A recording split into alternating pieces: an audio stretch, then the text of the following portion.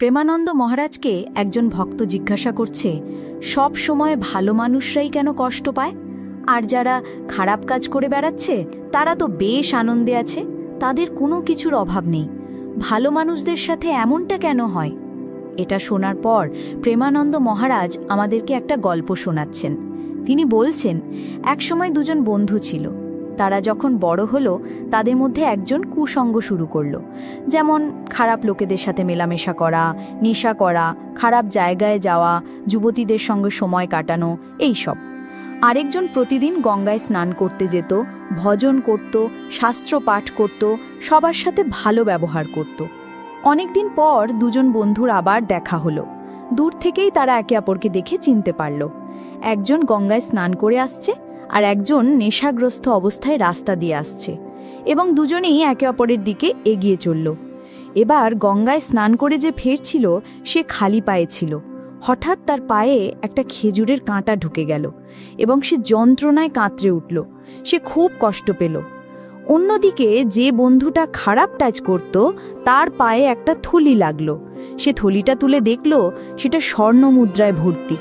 তখন ওই মাতাল বন্ধুটা বলল, তুই প্রতিদিন গঙ্গায় স্নান করিস, রামনাম জপ করিস, তবুও খেজুরের কাঁটা তোর পায়ে ঢুকলো, আর আমি তো যা খুশি তাই করি, তবুও সোনা পেলাম।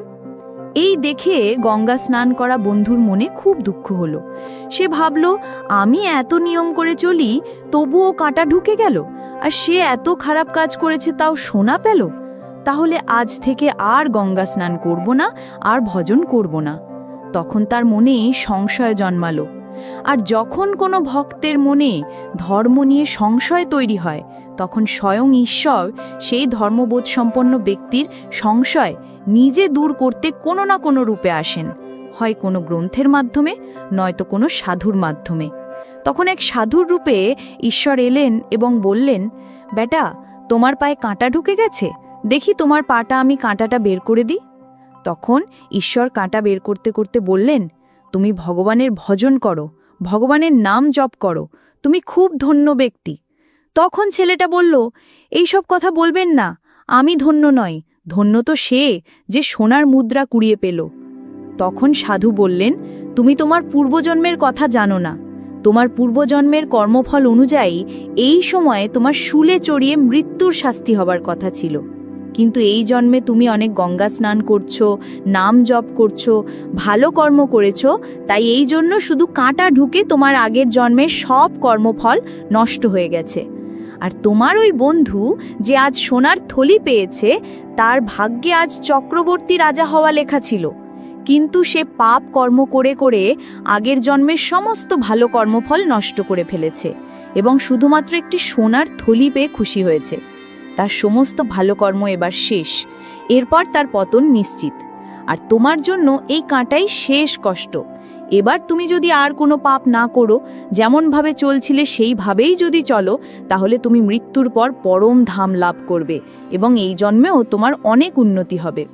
এই গল্পটা শোনানোর পর প্রেমানন্দ মহারাজ বলছে, এই ঘটনা থেকে বোঝা যায় বর্তমান জীবনের কিছু ঘটনাতে আমরা অনেক সময় ঈশ্বরে অবিশ্বাস করতে শুরু করি। ইতিবাচক দিকটা আমরা চিন্তা করি না।